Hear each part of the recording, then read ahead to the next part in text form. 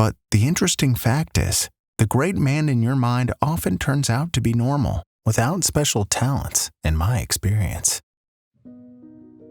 Hello, I'm HawaiiDJT.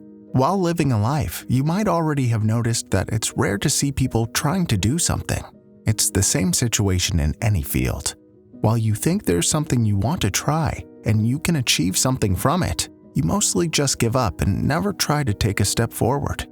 How much proportion is when we refer to mostly?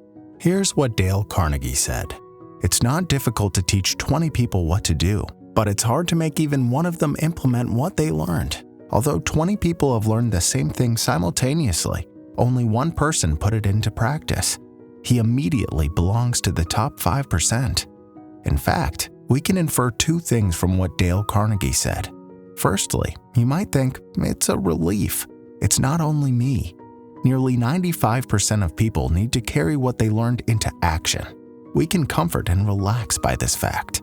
Secondly, as long as you take action, you belong to the top 5%. Although you are bottom among people taking action, the fact that you are within the top 5% remains the same. You might be curious why this kind of fact is drawn. I'm going to share my personal idea with you. Although it's just my opinion, I could tell a story related to this subject because I have always wondered about it. I usually think a lot. The subjects are normal things that many people take for granted. I think I've been thinking about these kinds of subjects. The one I'll talk about is also what many take for granted, so most of them don't try to think about it. When people get asked why few people are really trying to take action, they normally think each person has a different situation in each circumstance. Let's take a further look at it. According to Dale Carnegie's ratio, when 200 people get some information or learn something, only 10 people actually try to do it. Of course, this 20-to-1 ratio doesn't come from a precise statistical model or a survey where the error range is 5%. Dale Carnegie encountered countless people. As lecturing about self-management or human relations, he's formed an experimental inductive conclusion. Although I haven't lived long, from what I learned through life at work or watching my close friends and relatives, I think Dale Carnegie's ratio of 20-to-1 is reasonable. Taking books as an example will touch your heart. Authors' lifelong knowledge, wisdom, insights, and experiments they've got through life-risking challenges. They write and include all of it in their books, making it public for everyone to read. As I told you in my previous video, people reading some books realize something and are touched. Only some people try to follow the way authors took. It's not getting some information or learning something. By utilizing natural or acquired talents, we call it a challenge when you take something into action, and the results are the same. Although some possesses great and special talents, sometimes we say they are wasting their talents and time and live lives doing wrong things or jobs they hate. It's not that difficult to see them around us. You guys watching this video now might be in this case. Perhaps you may think this way.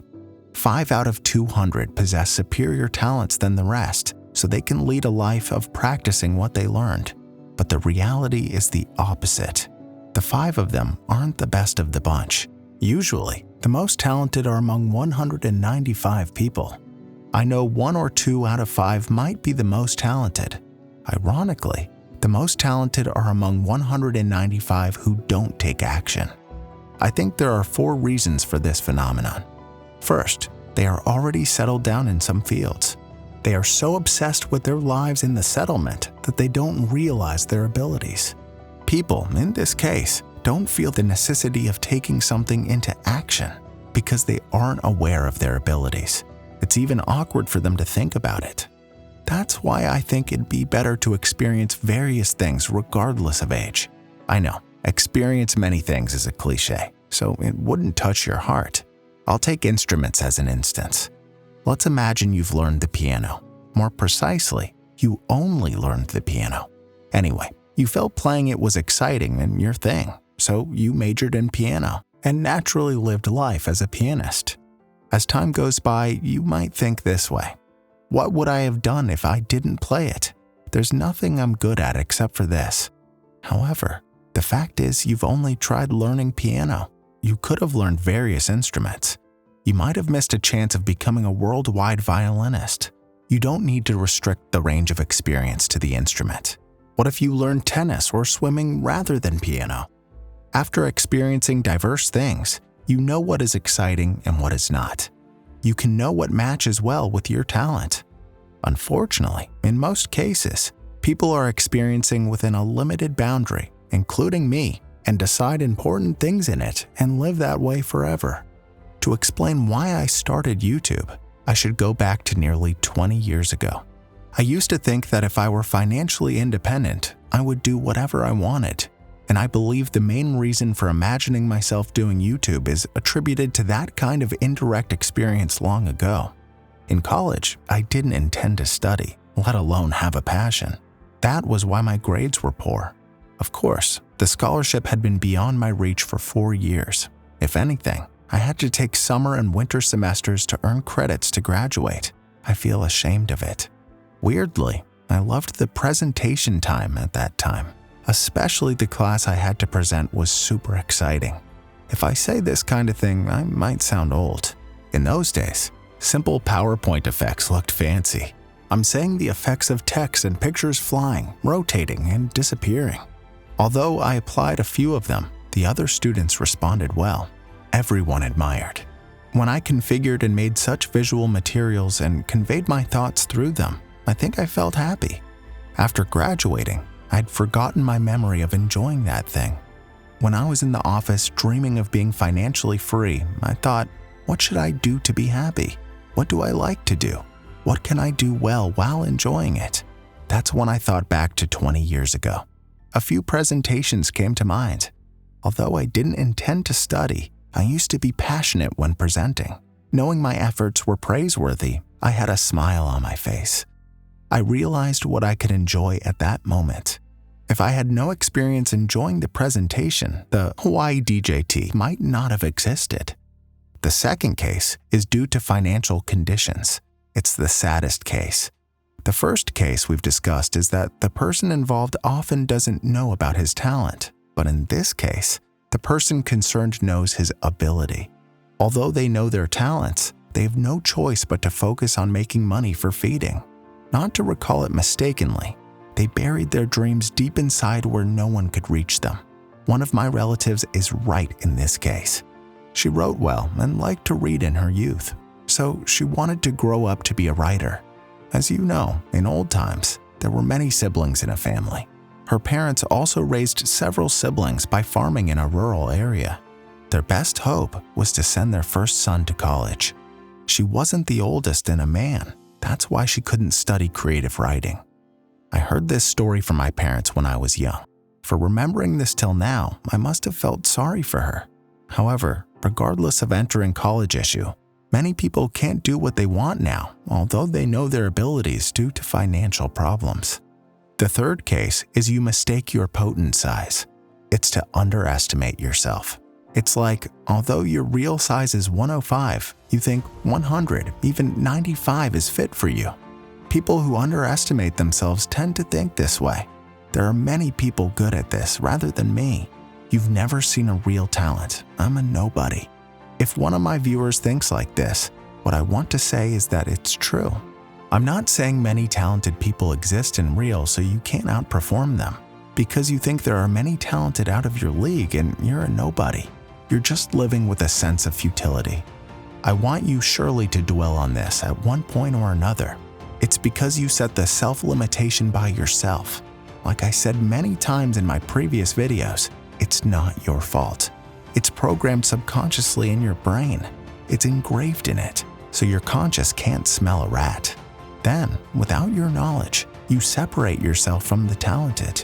You isolate yourself in a different world and live your life in that world in real.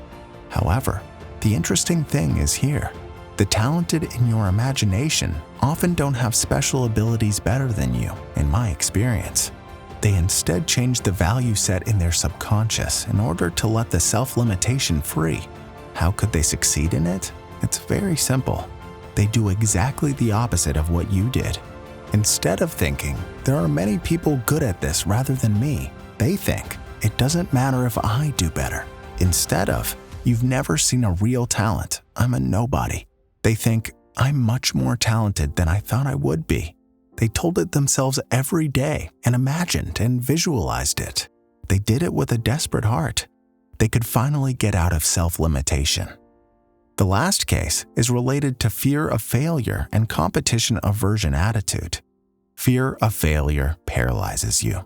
You become afraid of storming out of your comfort zone. The fear makes you so freeze that you can't step into a competitive world. To put it simply, the word courage can explain everything. By the way, an ironic phenomenon occurs in this situation. You use your super creativity for a short period due to fear. You can find hundreds of excuses why you never try to challenge. Usually, coming up with an idea is a burden to you, but you show your ability to make many excuses for a short time for this matter. Now I have something to say to you. Why don't you use your super creativity in the exact opposite way? People usually don't even try to think of a good reason, not a bad one, or why they should challenge it, not why they shouldn't try. It's also not your fault. The fault is on your conscious brain. To get to the opposite side, you should cross a bridge you're not familiar with. However, when you try to do what you're not accustomed to, your conscious blocks you at the bridge's gate like a border guard. It's because your conscious doesn't want you to try new things and wants you to live the same life you're leading now till death. It judges that leading the current safe life doesn't threaten your survival. If you start to think the opposite of it, you can raise your life's quality to the next level. I've experienced this kind of situation quite a bit. When you invest, various risks come to your mind. When I invested, I thought I was a genius. It's unbelievable that many logical reasons popped up clearly in a short time. Worries about macroeconomics when economic depression will happen. The risk of a bubble economy due to loose fiscal and monetary policy, future tapering, interest rate increase, real estate problems, and lack of demand. I was like an economist. However, I tried to think the opposite. I couldn't come up with many effects to consider, like the opposite. Instead, it leads me to consider what is most important. So I only focused on the target's value and price because I was confident it had its value and it was not going to change. I could be sure it would rise and fall in price and end up setting at its real value. I have a happy memory that I've invested confidently. Till now, I've told you about 4 things. I will wrap it up with 4 sayings related to these 4 things. If you are young, it couldn't be better. If you regard yourself as old, it's okay. It doesn't matter at all. Why don't you start with a small experience? Even an indirect experience doesn't matter. Although your daily life is tough due to financial conditions, don't forget the dreams you put deep inside your heart. Think you are able to take it out whenever you want, or you will pull it soon. I hope you don't forget that you are the one who decides the size of your potent. Finally, the reason why you feel fear of failure is definitive evidence that your brain is healthy. Just let it be with you. After thinking this way, I suggest you think the opposite. Then, let's only focus on thinking about the most crucial thing and important value to you. This is what American Norman Vincent Peale said. What you think of yourself isn't who you are. Your thought is your true self. Thank you for watching. I'm HawaiiDJT.